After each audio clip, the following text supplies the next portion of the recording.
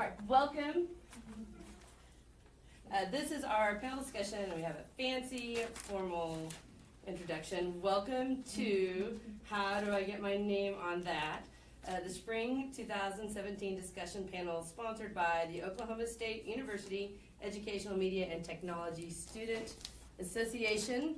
As we know, summer is the time in academia when you finally can do the research and the writing and preparation for presentations that you've been putting off. Today's panelists will help us navigate the seemingly circuitous path to publication. And our panelists are, would you like to introduce yourselves or have me say your name and you can raise your hand? Dr. Jennifer Cripps, the Assistant Professor of Mathematics Education from the School of Teaching and Curriculum Leadership. Dr. Kylan Matlick-Cole.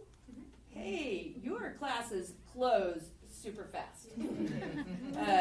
She is one of the REMS teachers who's in high demand. Dr. Penny Thompson, Assistant Professor of Educational Technology at the School of Educational Studies.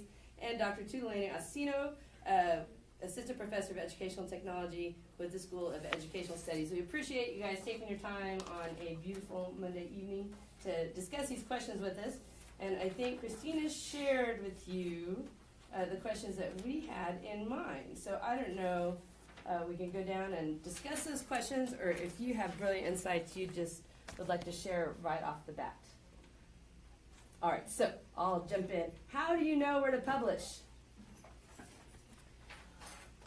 Well, for me, I guess there are two sources.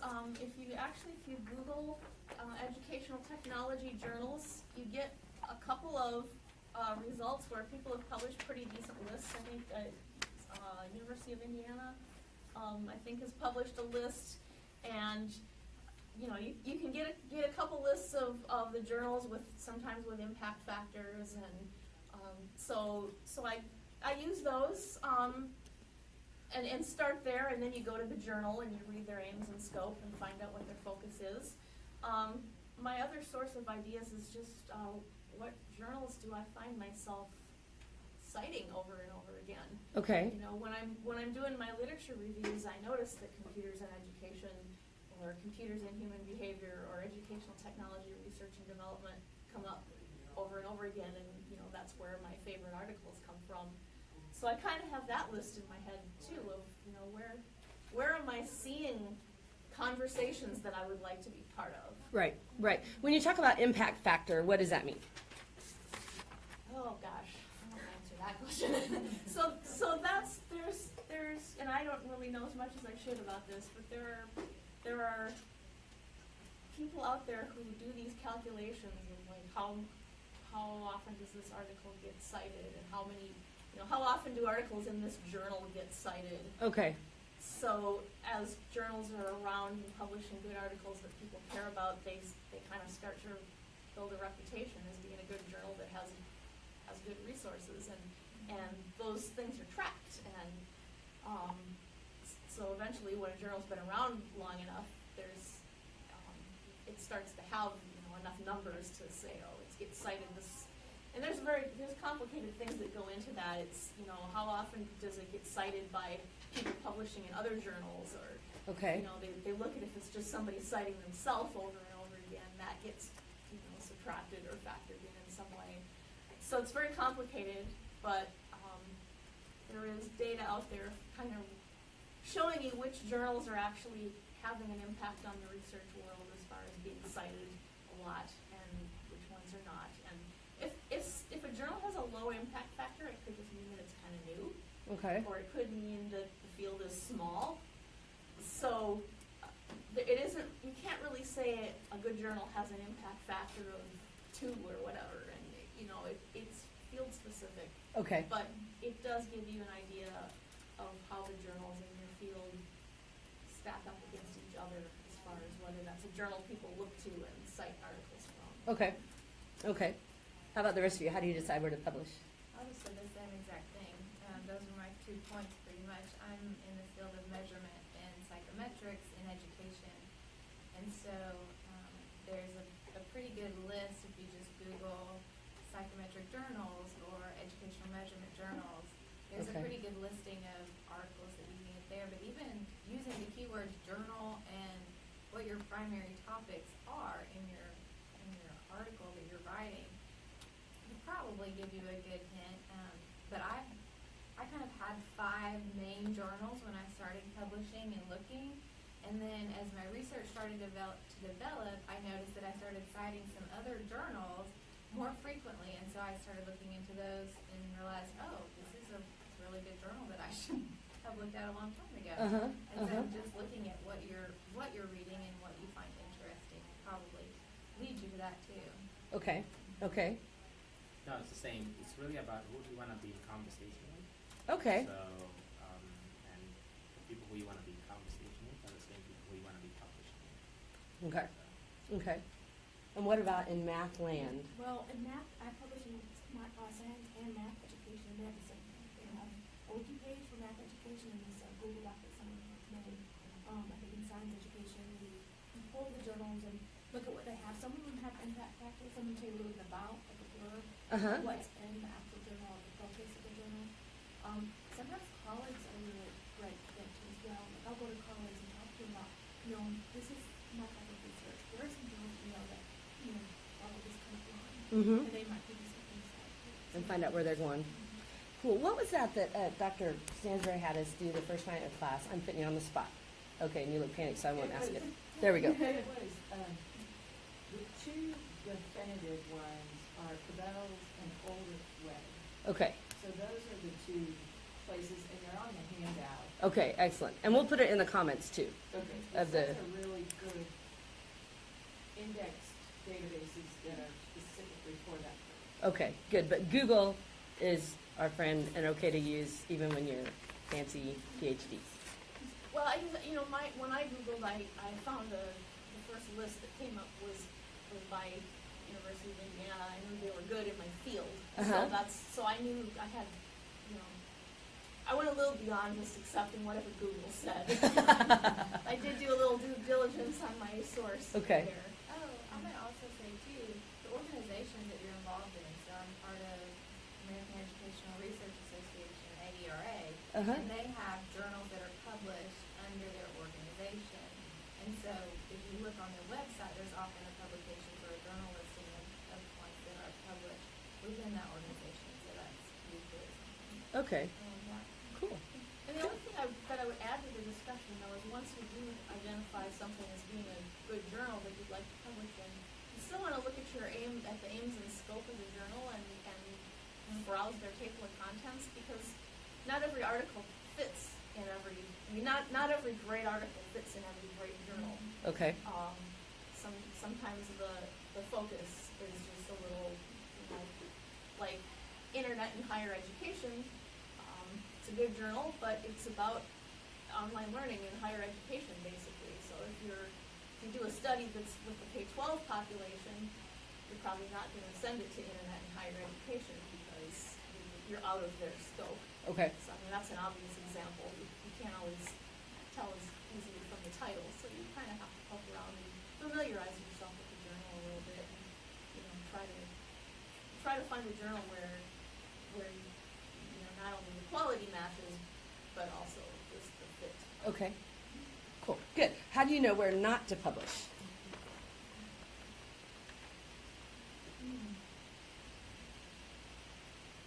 And once you charge you, I hate that. Oh, yeah. But some fields, that's the norm.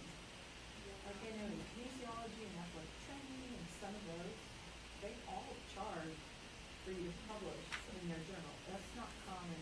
Really? Okay. Yeah. Okay. So it's probably important to mention there's like journals that charge because that's kind of the norm in the field, and then there's predatory open access journals, and the predatory ones are just like they're making money off of people who are desperate to publish. Okay. Basically, so they can have huge fees for it's basically kind of a vanity or self-publishing thing. That's Okay. what it is. Okay.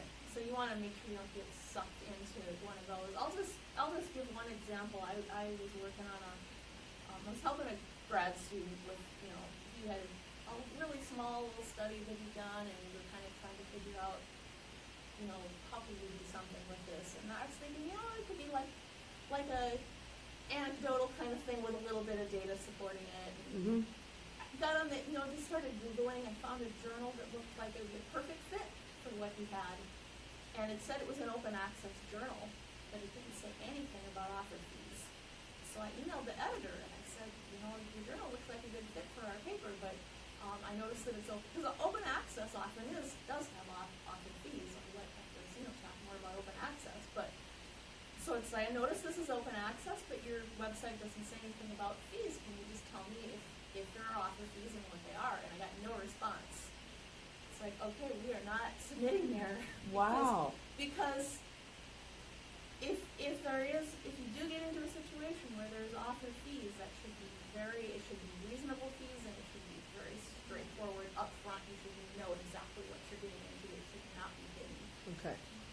So perhaps you can talk more about the open access and how, there's sometimes reasonable fees, sometimes no fees. Yeah, no, there's a open access publishing movement is growing, and there's some reputable journals that also have open access section. But some of those require you to pay, because as much as we'd like knowledge to be free, someone has to pay for that stuff to be posted on somebody's server. So there's a little bit of a cost to that. But like the company was saying, it should be a reasonable cost, and it should be very upfront on what's involved, instead of once you have been accepted and they say, oh, now by the way, we need $2,000. So, Yeah. so that's usually for me. And the other thing that I always do is that I also try to be mindful of my audiences that I want to impact. So the reason why I'm drawn to a lot of open access is that I work with communities that don't have a lot of the resources to pay for a high cost of a journal. So for me, open access publishing is very appealing, because I want a specific community to be able to access my work. So I tend to move more in that perspective as well. So you have to look at how good a journal is, and you have to look at whether or not there's a cost, but you also have to look at who you want to read your work. And if who you want to read your work are not going to be able to afford access to the journal, then you have to consider. Okay. So you tossed $2,000 out there. Is that like? Is that? No, wow. That's just a random number. I don't Okay. It's all over the place. Not based on your experience. 'Cause I'm thinking No, like no. $50. No, I don't have the number being thrown out. Okay. I know in the physical sciences where I think author fees are more common, they can be pretty steep, but those people all have NSF grants that cover their publication fees. Okay, so it's rolled into the grant, and so that's what makes it work. Okay, that makes more sense. And engineering education is actually the same. It's very current practice to charge for Okay. fees for publishing. So that's something that's common, but it is pretty expensive to publish with them.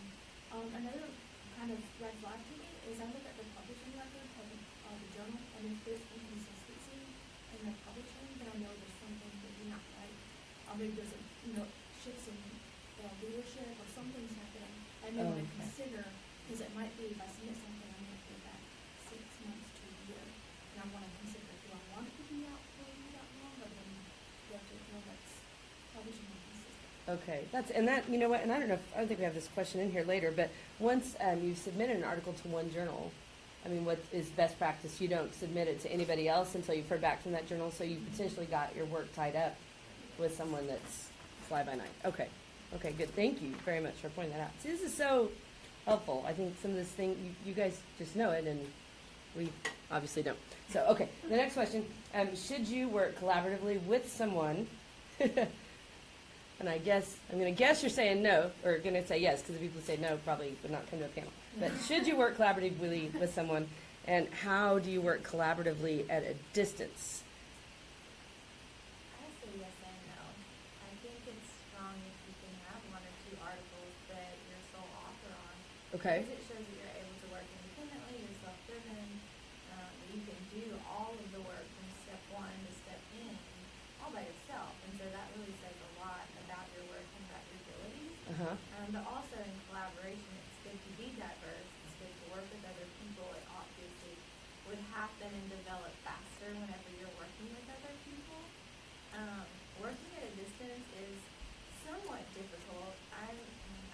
actually presenting with two people in a conference this weekend, and I've never met them.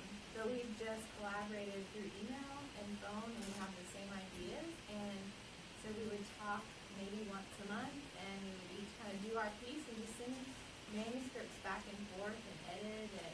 And so we did it completely, really electronically in terms of writing the paper and doing the analysis, but it worked just fine.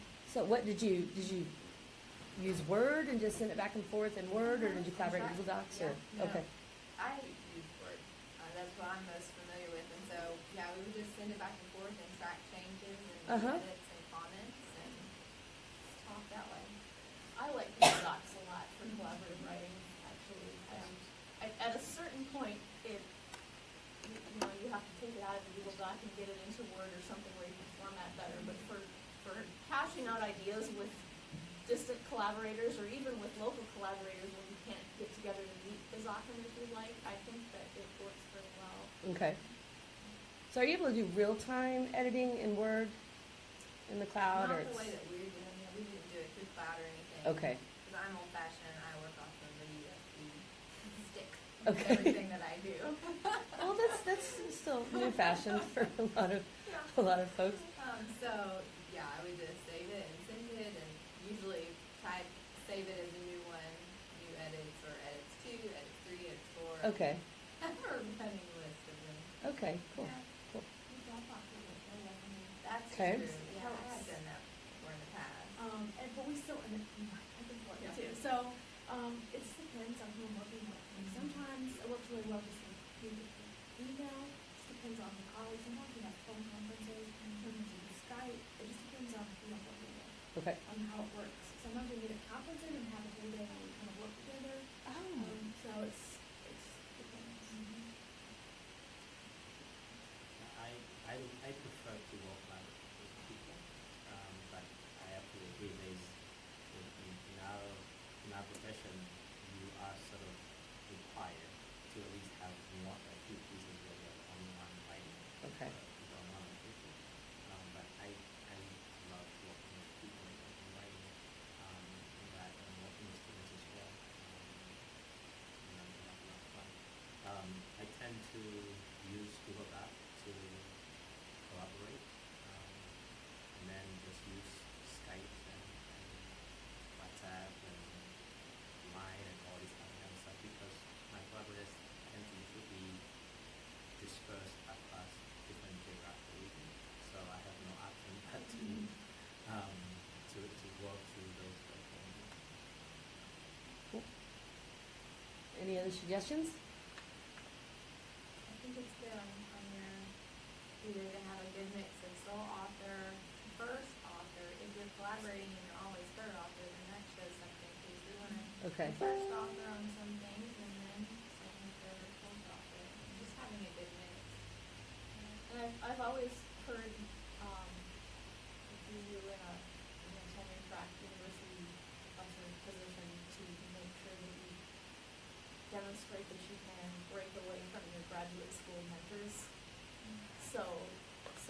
That's another reason why getting a solo author publication early on is a good thing, because you can kind of show them, because if you go right from working with your advisors to working with more senior people in your new place, that might not quite demonstrate your independence either. So it's good to, you definitely don't want to continue forever collaborating with your grad school mentors. You want to kind of say, I've stepped out on my own. You have to grow up Yeah. at some point. Okay, good. And we have had a request to speak up, and I bet that's we had another mic here, but we ran into problems with it. So, someone's watching. So speak up so they can hear. Yes, it's AJ. If you want to shout out, we can have him pledge or something, maybe even. It's pledge drive season. Let's send him a coffee cup. All right. What is your process for keeping track of your writing? When you start your research, what mechanisms do you use to keep track? To get on EndNote or Zotero, those are offered free by the Did you already hand these out? I don't think so. I just got into the paper. Zotero, did you say? Zotero, and it's more of a web-based, but EndNote can be too, and they're citation tools, but also collectors. And then the other thing I have on here is a literature analysis chart that I usually use with students that's helpful in organizing the literature and stuff like that. But there's the links I have on here to EndNote and Zotero. There's tons of workshops that the library does for free. You get the software for free, you get training for free, you get efficiency for free. It's really worth taking advantage of. Okay. And I can't get Zotero pictured in my mind. I don't see, how do you spell it? ZOTERO. Okay. Perfect. And we'll put a link, we'll put this document online on the EMTSA. So, okay. And Mendeley is another online free kind of EndNote equivalent. But I really love EndNote. I mean, for everybody's a university student and has access to, you know, download EndNote without paying for it, definitely do it. It's integration with Microsoft Word to cite while you write, and I think it's better than those others. And now that there's EndNote Web, so you can keep, you know, this is one of the reasons why for a while, several years ago, I switched to Mendeley is because I was working on 2 or 3 different computers in different locations. But now, you know, with EndNote Web, you can synchronize so that if you've got a laptop and a desktop and then your home computer or whatever. You can keep them synchronized. I like it. But definitely you want some kind of citation manager instead of doing all of that by hand. Okay. I mean, you should And then is still. Kylan gonna say, I do it all by hand on yellow legal pads like Carrie Fisher? Do you still do all your by hand? I bet she knows APA way better than any of the rest of us. She doesn't have to have EndNote tell her. I don't know about better, but I know I'm pretty good. Yeah. I think it just is how you start and what you get familiar with. Okay. But on my stick, which is backed up on several different things, but I have a folder of articles, and I just have my own method of saving articles by author, year, and title, so that I can keyword search them however I want. Okay. And then, as far as keeping up with your research and what you're doing, I have another document, and it's a table, and the first column is every manuscript that I am working on or potentially want to work on. And the next column is where it's been proposed to present, and then the next one is where it's been proposed to publish in. Because I typically try to present on everything before I start publishing it. Okay. My advisor gave me that recommendation was to take your article or to take your idea and first develop it into a proposal for a conference, and then once it gets there, then start developing it into a paper out. Not everybody uses that method, so there's constantly this: what proposals am I working on, what presentations am I working on, and then what manuscripts. And so you kind of, the titles change and everything throughout that process, but at least that one set of ideas, unless some conferences do publish their own online periodicals, and so you would want to republish it somewhere else. Okay. But that's kind of how I got it. So if the conference publishes proceedings, then you can't really publish. You can't publish the identical article that you want to publish in your journal. Okay. But if it's a shortened condensed version, you're able to add to it or something like that. Redirect it. So that's probably one area where I'm more old-fashioned than she is, because my record of what I'm working on and what stage of development it's in is not too boring. Oh. I try to, because I have a column for idea development and a column for data collection and a column for writing and then a column for submitted and waiting for the revised and resubmit or whatever. And I can kind of visually look at it, and if any one column is empty, then I know that, you know, because I try to keep things going so that I have a couple of things in each column. And if you've got a blank column, that means that at some point there's going to be a call for proposals to a conference, and you're going to say, I don't have anything ready. Okay. Not going this year. So you've just always got something in the rotation. Try. And I actually use the same system, except I have a lot more tiers. Like I have got 2 different tiers of where something is and it's magnetic board, so I can write on those slips when I need it. Oh, And move yeah. the project along.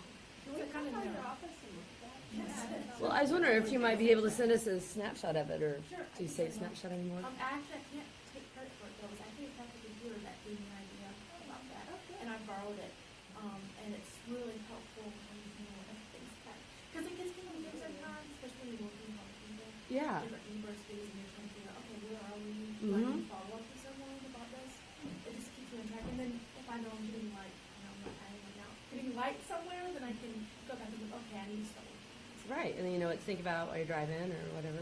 Yeah, if you guys would be willing to share your templates or a blurred out screenshot or whatever to protect your ideas, that'd be great to have to share. Well, I think Yeah. you made a really good point about the document that you created, and you put the perspective journal. I think you put a lot of time in selecting journals that are appropriate, and usually I have a list of journals that I think are good, a good fit, or could be a good fit. So if you keep a list of that, you don't have to go back every time, let's say it's rejected or something, and you're needing to resubmit. Uh-huh. You don't have to go back and be like, okay, what did I have to do? Okay. You know, what am I gonna do with this article now? You have a list and you kind of go through and pick from the list that you created. Yeah. I think that's a good idea. Well, thank you. Thank you. What do you say? Okay, all of those things he All the does. above. All right. So you submit your publication to the journal. What happens next, and what do you do with the feedback they give you?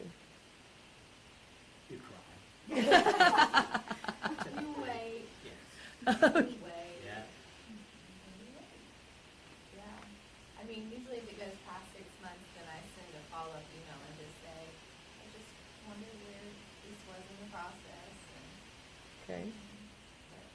And that's really why it's important that you always have other things going on. Yeah. Right? So Okay. you don't say, oh, okay, I have a 6-month vacation now until the next thing comes around. Uh-huh. You're still working on something else. You always have something going on. Because some places, for me, if a review takes 6 months, that's usually when I'm debating about pulling it or this, because it's just way too long. Okay, so if they've had it 6 months, you haven't heard back, you email them and you say, I'm removing this from consideration. I would usually even send them a note if it gets to 3 months, say, okay, what is it, the status? Okay. And then if it gets to 6 months, I'm obviously I'm gonna pull it and send it somewhere. Okay, okay. And that's accepted practice, right? Because everybody knows you can't submit it 2 places. Okay. Typically, the editor will respond though. Mhm. I mean, I'm pretty shocked by how much editors are willing to respond personally or, things like that about where your journal is, or once you get a response, if you have any questions about what reviewers have said or anything like that, feel free to contact the editor, and usually they'll give more clarification or say, well, it was good, there were these problems, but, we welcome you to submit it again, even if it's not a revised and resubmit. Sometimes they'll do that. Was that a battery warning? Yeah. So maybe we should kind of review that whole, like, what are the possible outcomes in case anybody doesn't know that. So in the fictitious perfect world, there's the possibility that they'll say, your manuscript is great, we're publishing it, just the way you submitted it. But that doesn't happen. That's kind of a theoretical possibility, but that doesn't happen. And there's also the possibility that they'll just say, no, we can't use this article in our journal. It's not a good fit, or it requires too much, or you can get a rejection. So really, what you hope for is a revise and resubmit, which means we think that your article has promise. We can't commit to publishing it now, but if you're willing to make these revisions based on what the anonymous peer reviewers have said, then we will give it serious consideration again. And that's a revise and resubmit is a good outcome because remember that other one that you're perfect with publishing, it doesn't happen. That never happens. So a revise and resubmit is about that's the best outcome, and it can vary between pretty easy revisions that you can do quickly to sometimes the revisions are so extensive or they take your article in a direction you don't wanna go, and you might wanna say, thanks, but no thanks, I mean, so you might decide not to resubmit. Okay. If you do resubmit, generally you have to give them a list of like, this is the reviewer comment, this is how we addressed it. And you have to respond to everything. Usually your response is gonna be, thanks for pointing that out, we fixed it in this way. Sometimes you're gonna say, actually, I don't really agree with that reviewer's comment, or I agree with the comment, but I don't agree with their suggestion for how to address it, so instead I've done this. I mean, you don't absolutely have to do everything that the reviewers say, but you have to justify why you didn't do it or why you did something different. Okay. And then you have to maybe, I mean, then you can also not get published, right? I mean, that's true, yeah. Okay. A revise and resubmit is not a guarantee that you're gonna get published. Although if you actually do everything they say, then you should publish. But, yeah, there is negotiating room in there though. okay. Early on in your publishing career, is it wise to take advantage of the negotiating room, or is it wise to just revise and resubmit? Or is that, can you speak generally to that? I mean, before you've established your reputation in the field?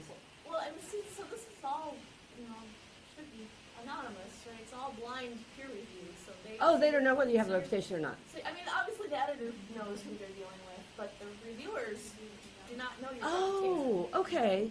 Okay, I didn't realize that. One really good activity, especially for you guys, is start reviewing proposals for conference presentations and working with a faculty member. Like the last time I had a journal article to review for a journal, I sat one of our doc students down and said, here, we're going to review this together, and here are the rules, and here's how you do it, here's what we're looking for. Mm-hmm. That's really important, because it gives one to be confidence, because you're seeing what's being put out there in the submission phase, and a lot of them do even think, I can write this well.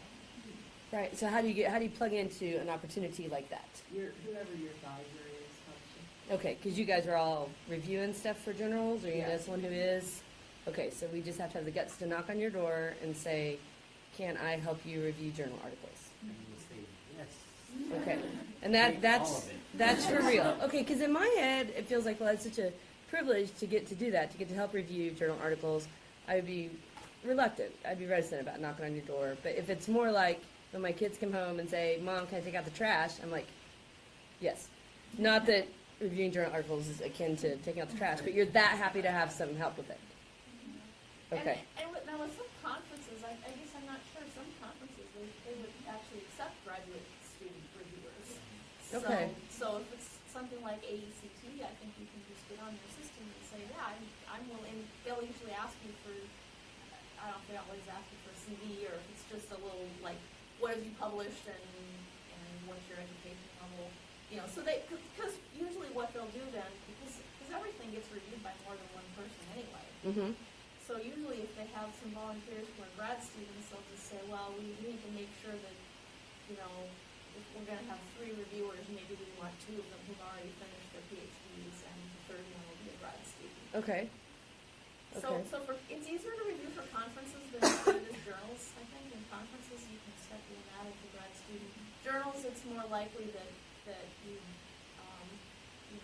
talk to your advisor or faculty Okay. member and say, I'd like to work with you on your, because usually with peer reviewing journals, you start to get invitations after you publish. Okay. So if you publish with a journal, then it's not, it takes about a month before you get a request to start reviewing for you. Okay. All right. All right. Any other comments on that? Dr. Sima cries, and then everybody else waits. Okay. I'm jotting down that for the next steps thing. Okay. So, what are the next steps if your publication was rejected?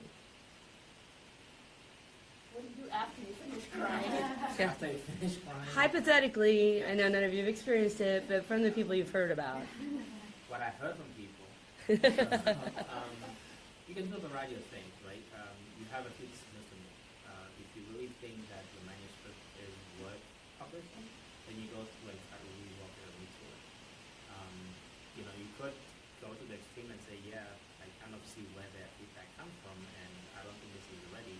Let me put it aside and maybe whether we do the study or do whatever else I need to do to improve on it. But you typically, what a lot of people end up doing is that you start off your ideal publication, and if they reject it, then you go and tear down, and you keep going until you get what you get it published. But typically, what you would do is that you wanna, I tend to at least relook at my work and say, okay, do I agree with what their feedback is? If I agree with their feedback, I make the necessary adjustment. If I don't, then I try to look for a different journal that will accept my idea. Okay. My record, I think, is 5 submissions, an article that I submitted to 5 journals before it finally got published. That doesn't seem too bad. And what happened, I think the first 2, because even if you get rejected, you still get the reviewer feedback. Right? Okay. That's what Dr. Acina was talking about. It's not a revise and resubmit, it's a revise and submit somewhere else. But you get the feedback. So the first 2 journals, and I did that. I started at top journals and kind of worked my way down. And the first couple, I was getting feedback that was, useful. And at some point, I started getting feedback that was like, well, this is a really, well-written article, but you only have 50 people in your sample, and I don't think that's enough for this study. And, they were starting to reject it for reasons that I couldn't change. Okay. And so at that point, I said, okay, I just need to kind of work my way down a little farther in the prestige and impact factor level. Uh-huh. And I ended up publishing in a journal that's a little bit more like scholarship of teaching and learning. So rather than hardcore theory building research, it's like, here's the study I did,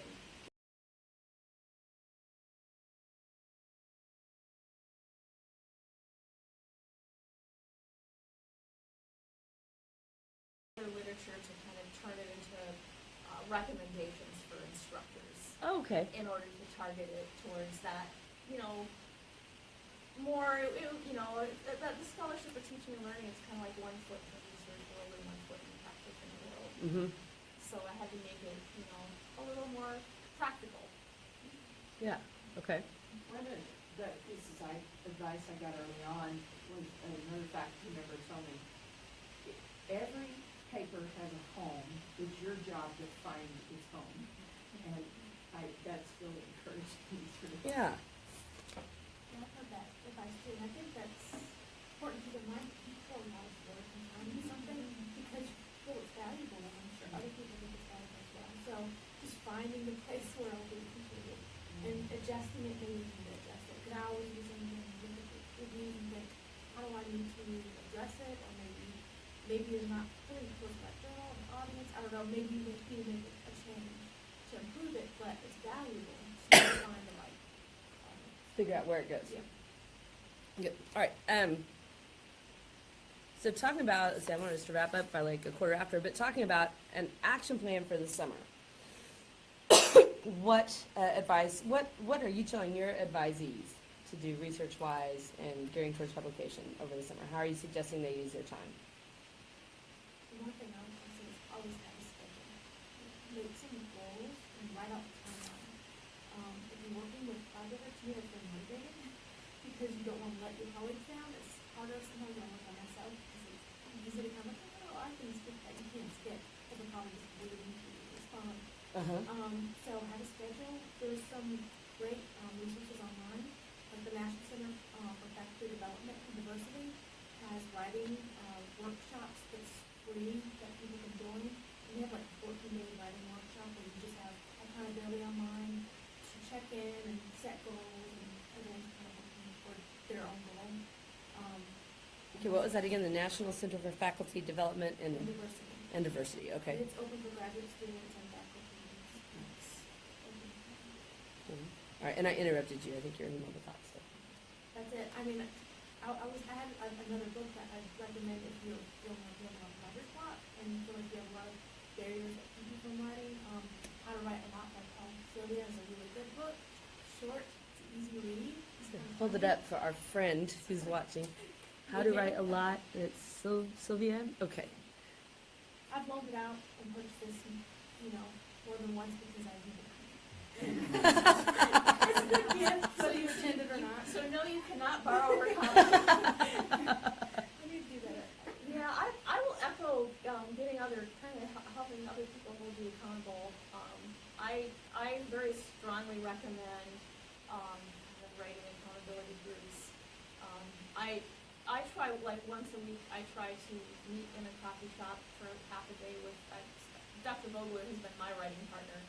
You know, we go to Aspen and we spend half a day. And now this past year we've been working on a couple of projects together, so it's actually been work time on our project. But when we first started doing it, it was just an appointment where we carved out writing time. We were working on different things. We weren't really talking to each other. It was just if I didn't show up on Friday morning at Aspen, I had to explain to Dr. Vogler why I wasn't going to be there, and that made me less likely to say I'm tired. Oh. Or I scheduled this meeting that I could have scheduled for another time. You know, it protects your writing time like a meeting, like an appointment. You know, if you schedule a meeting with your colleagues to do some service thing, you're going to be there. And if you schedule an appointment with your doctor you're going to show up. Mm-hmm. If you get a writing buddy or a writing group, you can schedule writing time. It makes it easier. Okay. You know, it And you makes really are just sitting there at the table, each of you writing. There's not Or- social. Or doing it, yeah. It's okay to just write. Yeah, I mean, Okay. you get tired and you take little breaks once in a while, but that is a challenge. I'm glad you brought that up, because Dr. Vogler and I are actually quite good friends. so we do have to be, blunt with each other. If the 5-minute break turns into 20, we kind of say, all right, we're here to write. But it's very helpful, and I recommend that for grad students. There are two people that I think I owe the most to for me getting a dissertation done in a timely manner was the two people that I used to have writing accountability. I had one friend that I met on Thursday afternoons and one that I met on Saturday mornings, and it was just a standing appointment, and if something really came up and you couldn't be there, you could cancel, but you weren't going to do that every week for trivial things. Mm-hmm. Mm-hmm. It just gets you there. And it's highly valuable to do that.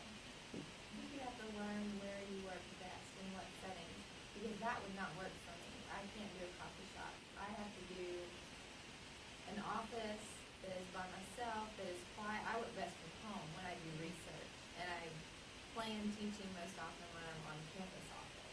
Okay. So I think it's different for everybody. If I had somebody sitting across the table, even if I was at the library or a coffee shop, I wouldn't be able to do research. I have to, have it quiet, music, no TV, nothing, and just sit by myself. But everybody's different, Yeah. and so finding whatever gives you that energy and that focus is really what's important for you. Okay. But for my graduate student and for myself, I'm a finish one thing before I start another, so it's hard to always have something in that at every stage of the process. But I would say at the beginning of the semester, take some time, a good hour or two, and just evaluate everything that you have out. Where is it? What stage is it in? What do I need to do on these things? And then for us, in our measurement field, our big conference proposals are due August 1st. And so that gives us the deadline of, okay, so how many proposals do I want to submit to these two conferences? And so it really aligns my summer so that I tidy up everything where it's at and I start my new. Uh-huh. That's what it is for me and what I would recommend to her. But it does depend on when your conference proposals are due. The other thing is also what I have told many of my students about summer is, in addition to write, take the time to do research. The summer is a little bit easier than should be doing project and doing research out there. So collect the data. I find for me that it's easier to collect data in the summer and then do my writing thing in the semester.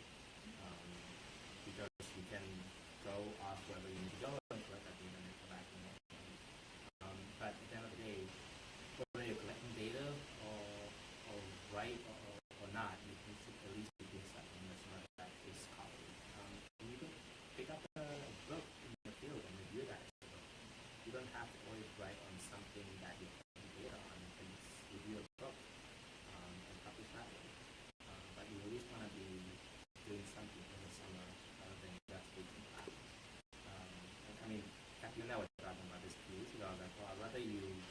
not take this class, you can take it another time in the semester and then use your summer to either write or collect data or do something else.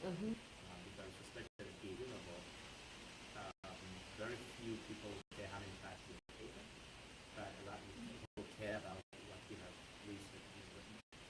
And that's just a real shift in thinking that I hadn't grasped until you said that. And it worked out well. Her class was full, so we're good to go. So, all right, so it sounds to me, as I think about my summer, I think I'm going to go with the template thing. I think that would be the first thing I would do is draw up with you guys, your columns or whatever, and hopefully you'll share with us your methods and get some things rolling in each of those. And then maybe another effective next step is to hook up with the professor and say, can I help you review some journal articles? And so those are two nice small steps that would put me on the path to publishing and then go from there. Does that sound like a good place for a beginner to start? Good. Does AJ have more questions? Did you leave? All right. Well, we thank you guys very much for being with us and being patient with our technology challenges. And I'm sure that you are willing to accept questions from anyone. Are you okay if we publish your email addresses and people can get back to you with their questions and everything? All right. Well, thank you very much for sharing. All right, and we will hit stop. Thank you for joining us. How do you stop? Thank you guys so much.